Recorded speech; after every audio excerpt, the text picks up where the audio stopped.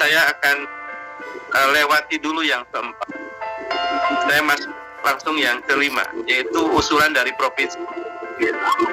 Jadi Bapak Ibu sekalian, kita akan dalam tanda kutip menyusun GBHN perubahan. Jadi kita harus mampu menjawab, kita mau merubah apa? Karena jangan-jangan nanti kita mengusung partai perubahan, gerakan perubahan, kita tidak tahu apa yang akan kita rubah. Satu, perubahan itu punya dua makna falsafah filosofi. Itu kenapa ada dalam simbol perubahan yang ada dua jalur itu. Jadi jalur yang pertama, Bapak Ibu sekalian, kita harus merubah diri kita. Ambil yang baiknya, perbaiki yang belum baik. Saya ambil contoh. Kita tidak akan besar kalau kita selalu mengklaim bahwa hanya kita yang terbaik. Oleh karena itu, kita harus menghormati mereka yang baik, masukan yang baik. Kita harus objek.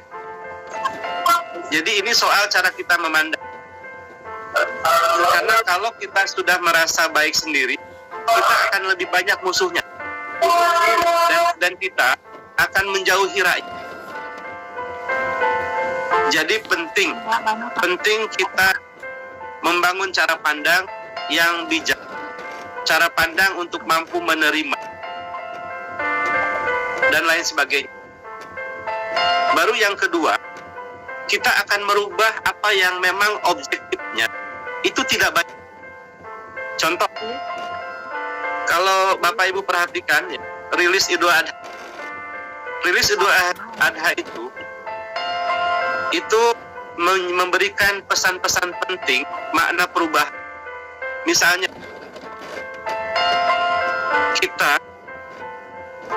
kita akan merubah politik dinasti dan oligarki menjadi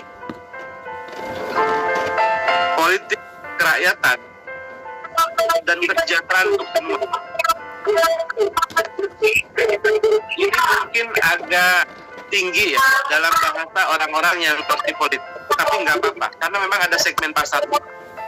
Tetapi di luar itu, Bapak Ibu bisa lihat kita akan merubah harga sembako. Jadi harga sembako yang mahal kita rubah jadi murah. Bagaimana penjelasannya kita bisa diskusi. Tentu kita punya konsep untuk membuat sembako itu jadi murah. Jadi bahasa yang mudah disampaikan kepada publik perubahan itu adalah harga sembako jadi murah. Yang kedua misalnya, orang yang tadinya tidak bekerja jadi bisa bekerja. Lalu di bidang pendidikan, orang bisa sekolah tidak hanya gratis tapi juga berkualitas dan lebih menyebar. Dan yang lain-lain, ya lansia, ya milenial dan lain sebagainya. Tolong dibaca yang rilis itu ada. Jadi itu akan jadi gambaran besar.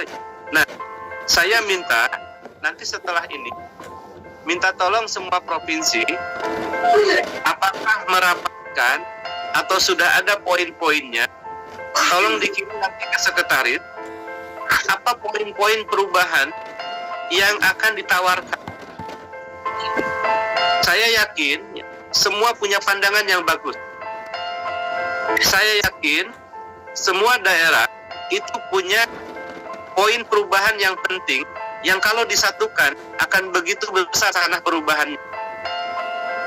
Tentu perubahan di Bali akan berbeda dengan di Aceh. Silakan sampaikan. Nanti kita akan akomodir ini.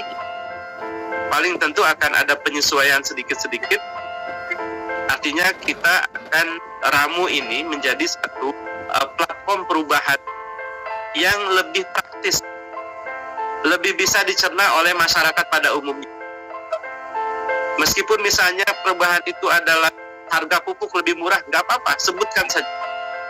Yang mudah-mudah dicerna oleh masyarakat. Jadi dengan begitu, kita punya kejelasan. Dan ini akan jadi agenda perjuangan kita.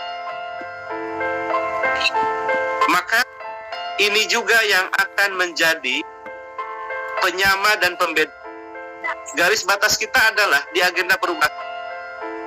Bukan di perbedaan agama, bukan di perbedaan latar belakang suku, bukan di perbedaan apapun itu. Perbedaan kita adalah kalau ada di antara kita atau siapa yang ngaku kader perubahan, justru keluar dari agenda perubahan. Dan tentu saja, dalam tanda kutip ya, GBHN perubahan ini, mungkin dari tahun ke tahun, atau kita akan tetapkan nanti, dalam ADART kita, per berapa tahun kita akan terus menyempurnakan GBHN perubahan itu.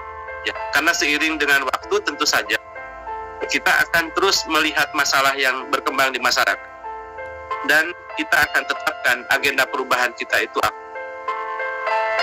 Jadi ini yang keempat, dan yang terakhir adalah